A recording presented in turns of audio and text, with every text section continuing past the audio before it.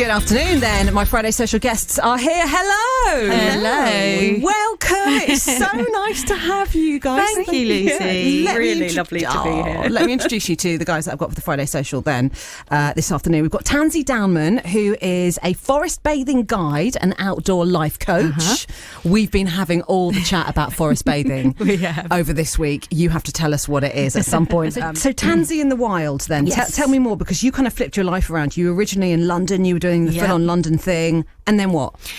Yes. So, I had a very busy career in London, working in the events industry, working really grueling hours, weekends, really, really late, experiencing lots of burnout. But during that time, I was really lucky to do some management coaching training, and I really loved it. It really resonated with me. I'd love the buzz of kind of connecting with people and helping people to grow and develop. So when I fell pregnant, I was like, this is my get out card of the events industry, and decided I'm going to get out of that and maybe set up my own business. So initially thought, I'm going to become a life coach. I'm going to train to become a life coach. And during that time of training, I went through a really difficult time, a family illness, and then led on to a bereavement. So I was really struggling with my mental health as well, and in the process of becoming a new mother. So it was just a lot. A lot. So during that time, I started taking myself out on walks with my dog, but I wasn't just taking the dog for a walk. I realised that there was a different energy to that, a different space, or I was walking slowly. I didn't even realise that what I was doing was mindful walking at that time. I guess for me, they were just meaningful walks because they were giving me space and time, but I wasn't being distracted by anything. I was really slow, paying attention and noticing the environment, and noticing that was having a really good impact on my mental health, that it was helping to calm the tornado of thoughts that were really whirring around, the grief, the anxiety, all of the worries, and the new mum like fatigue. And then when things got better and we moved to Kent, I thought, why don't I walk with my coaching clients? That would be a good idea. Why don't I just start trying to see how that goes? And that was the game changer, really. Walking outside in nature with people, I just realised what a positive impact it would have on people to be outside, to be in motion as they were walking and talking and thinking about their lives, and then just getting deeper into that, thinking actually nature is playing a massive role in what we're doing here, and really playing a part in this whole experience. And that led me on to forest bathing and natural mindfulness. What's forest bathing? We've been having a right laugh for that. I know. Do you put your bikini on? I know. That is the thing. I love the title forest bathing, but it can be quite misleading. I'll be the first to admit that, because thankfully, I do love a wild swim, but with forest bathing, you can keep your clothes on. So everybody take a sigh of relief, keep your clothes on. What is it then? So it really basically is, the bathing part actually is the important part of it, because it means to bathe in the atmosphere of nature. So think of that as being that you're really immersing yourself in a natural environment, and what that requires is for you to access that whole experience through all of your senses, because we can all go for a walk in nature, we'll go for a walk in the woods, but many times we do it in a very distracted way. So we might be talking to somebody else, we might be checking our phone, we might be listening to a podcast, or just thinking about all the things that we need to be doing, whereas forest bathing is intentional, it's slow, and we pay attention to all of our senses. So we're really, like I say, you're not going for a walk in nature, you're going for a walk with nature. So nature is your companion, and you're really noticing, what do you hear, what do you smell, what do you see, what can you touch, different things. And in the spring we even do a little bit of foraging to do sense of taste. So it's fully immersive, but no phones. No, exactly. No phones. People like to take a few photos, but I'm always like, don't end up behind a screen, because that's what we do our whole lives. Try to keep it minimal. So that's forest bathing. That's what it is. And just going back to me being a bit of a science nerd, geek, there's quite a lot of evidence to support the well-being that you get from that. Absolutely. And I think I said to you, didn't I, on Instagram, I said I've done Shinrin-yoku, which is Japanese for forest bathing. And there's some studies that have come out of Japan that have said that it can actually lead to you having a longer, healthy, happier life if you just spend 2 hours of your life once a month in forest bathing. That can have amazing effects. I mean, it's not just a walk in the woods. You know, it is a very intentional well-being practice. You know, the studies that have been done have shown that it can lower heart rate, blood pressure, cortisol levels, and that.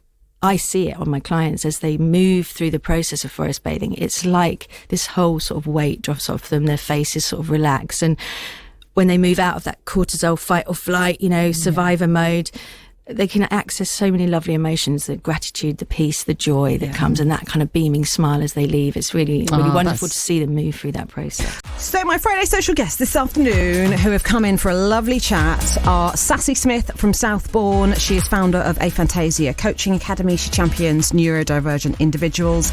Tansy Dowman does forest bathing, and she's a guide for forest bathing and an outdoor life coach as well. So Tansy, tell us about the projects. You've talked about forest bathing. But you do January is so you. Right? I bet you're busy this month. Is everyone like, I must look after myself, it's January? I suppose being outdoors is a bit more tricky though in January, isn't it? Well, it's an interesting one because yes, you're right that people do have this sort of feeling of like this renewed wanting to kind of reset in January. However, I'm a big advocate of really rebelling against that whole New Year's resolution and needing to kickstart your new year, because actually when we remember that we are nature, that we are a species of nature, although as a species we have drifted from the rest of nature, you look around you and we're still in the depth of winter, and winter is not, and the rest of nature isn't jumping into action, that actually there's a lot of internal work going on in nature. So really I feel that that's kind of what we should be doing as well. So the events that I put out in January are much more about, not about like, get fit, get started. It's much more about grounding. It's much more about feeling, breathing and getting clarity on yourself, exploring who you are, kind of visualizing, looking ahead at the year and what you want to get out of it, but not really setting any hard and fast goals. So I hold a lovely all-day walking event called the Soul Setting Journey, which is where I take a group of women out for a whole day walking. So yeah, exactly. It's for real intentional people who have to love the outdoors, but it's really popular. And within that we walk, talk, it's got coaching in there. The women are talking to each other, just exploring. We're not really needing to set any hard goals. That's the Soul Setting Journey, and I've had one already. It was fantastic. The next one's this Sunday, and then manifestation. That's at the end of January. What is manifesting? Is that having an intention, having a good intention? Yeah, it's thinking about, I would say manifestation really comes from what is it that you're truly, your heart, your soul, your intuition desires, rather than thinking, being kind of influenced by the outside world, all those shoulds or comparisons, or feeling like we need to compete. So manifesting is really about visualization and calling in things in a way that doesn't require you to have like a 10-step plan and exact way. So first of all, that exploration of yourself is really important, understanding who you are, knowing what your values are, what's important to you in life, and then thinking about like what it is to you that means to have an abundant life, to feel joy. What are the things that light you up? And when you're intentional about that and have an awareness of that, and I create vision boards within that retreat. We create vision boards and then things will come to you. But why do we need you, Tansy? Why can I not fix myself? Well, I mean, anyone can create a vision board. I guess the way I do it is I believe firmly that we need to first embody ourselves. That's why I include the forest bathing, a walk in the morning, so that we're really connected to our bodies. We spend a lot of time cut off from our bodies. We're all up in our heads. We're disconnected from our bodies, but we forget we have a lot of intelligence in our heart, in our bellies. We say, don't I? Oh, my heart was telling me this, or I had this gut feeling. Yeah. And those are all sort of phrases that we use, but they have meaning to them, that actually when we connect with our bodies, we can connect with our intuition. And so I guide through people through a process, I guess. Who are broken? I mean, no, not people coming to you in a bad place and they want you to put them back together into a good place, sometimes, or you to help them to put themselves back together in a good place? Sometimes, yes, sometimes they might be, but not necessarily always. It might just be they want somebody to hold a space, especially women. You know, we're caregivers. We hold a lot in our lives. So to be able to just go, do you know what, all I need to do today is turn up and somebody else is going to guide me through this process. I like that. I'm really lazy like that. Like, I won't go to the gym. I'd rather go to a class and someone's going to shout at me and tell me what to do. Well, the walking, women love that they get to be led. They don't have to think about the route. They don't have to think about the time, you know, that I take care of all of the details. I think there's real value in that in itself. But so is it appealing more to women? Are you not getting guys involved in forest bathing? Forest bathing, I'm getting a lot manifestation? more men. Okay. But the soul sitting in the manifestation, I do keep those to the women only, just because we delve into our emotions a lot more. It's a lot more sort of, you know, female led. But the forest bathing, I'm happy to say that I'm getting a lot more men coming through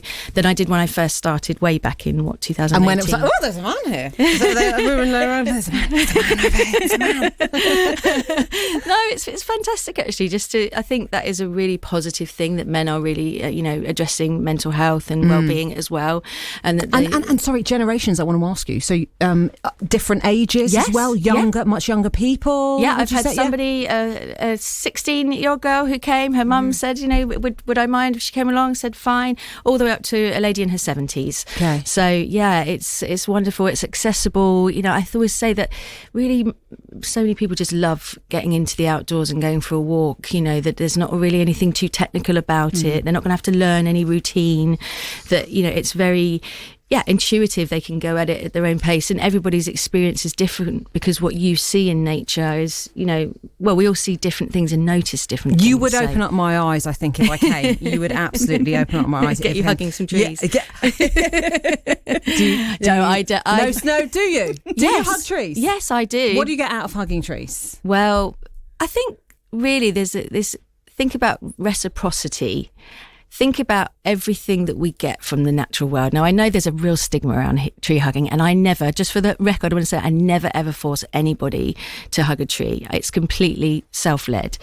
But when you really start to spend more and more time in nature and think about all the things that we get from trees, even just trees, you know, oxygen, materials, forest bathing studies showed that trees release tiny particles in the air called phytoncides, that when we breathe those in, they increase our natural killer cells for our immune boosting. We get all of that. Is it really so weird then that we might go, thank you for that, thank you? But like I said, I would never force anybody. I think because there's a stigma around it, I let people do what they want. So, but yes, well, I do. I did thank a tree for the first time last year. Sassy, you hugged a tree. I hugged a tree. Hugged it. Oh, tell me about your tree hugging experience. Go on. I did forest bathing for the first time last year on a retreat. Yeah. And we wandered around the Wye Valley with our shoes off. It was a very rainy day. It was very muddy, but it felt quite lovely. The kind of squelching under the feet. And we stopped at one point just to take in everything that was around us. And I was leaning up against this tree, and I suddenly realised that I wasn't getting wet anymore. That actually the tree was shielding me from the rain, and I felt called just to say thank you to the tree for keeping me dry. And then out loud. Ish. Under my breath, maybe. There was an element of embarrassment there, I'm not going to lie. But did you hug? There was a hug. There was a hug. And a thank you. Yeah. And I really enjoyed it. I think that there is something that we do absolutely get from nature. You know, I had a nervous breakdown a few years ago. I took up sea swimming as a way to recover from that. And that's that, again, that being in nature and getting that. There's a freedom, I think, there that just really helps us to be well again. And it definitely, you're going home. Definitely I helped. say to people, you know, think about it. Think about the fact that we evolved on this planet over millions of years, that we are a species of nature. Yeah. And so when you spend time in nature, you're going back to a place where you belong. And even though you might have lived your whole life in an urban environment, the human body was evolved directly in nature, we all lived at one stage as cave people directly in nature, utilising nature for every need with our hands.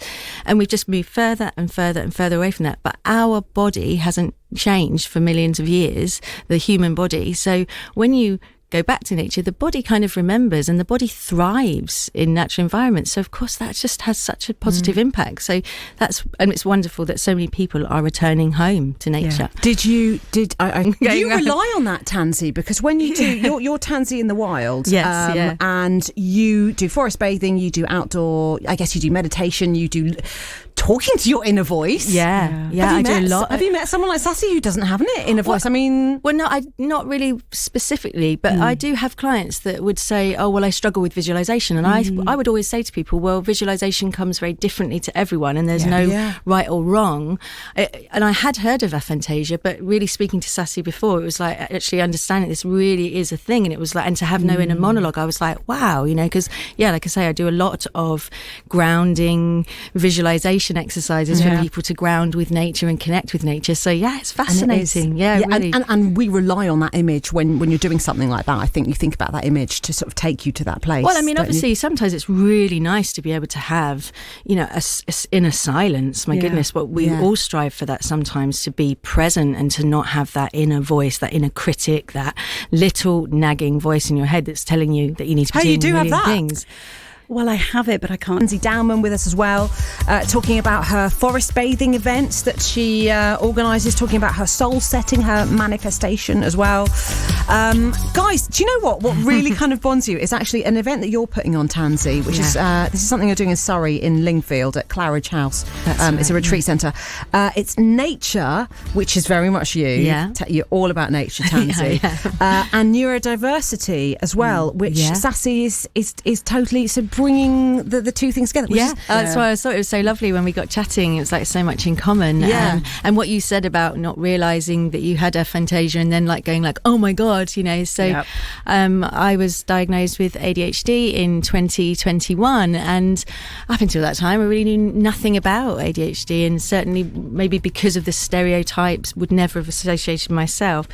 And it has been an absolute revelation. It's been so it's great to get that diagnosis. It's really helped me to understand myself more, but also made me realise, now I can see a lot of links to how nature connection has had such an impact. It's been so profound for me as a highly sensitive person, sensitive to the world, that nature is such a remedy for neurodivergence. And so I guess like anything, when you go through lived experience and then you learn about it and educate yourself, and being in the industry that I'm in, I then want to be able to share that with others and be able to help other people. And I can see so many direct links from nature connection, the way it can support those with ADHD or ASD, whether they're diagnosed or self-diagnosed. And I want to be able to put that into a workshop, and then hopefully be able to do things like maybe some self-led courses as well in the future. So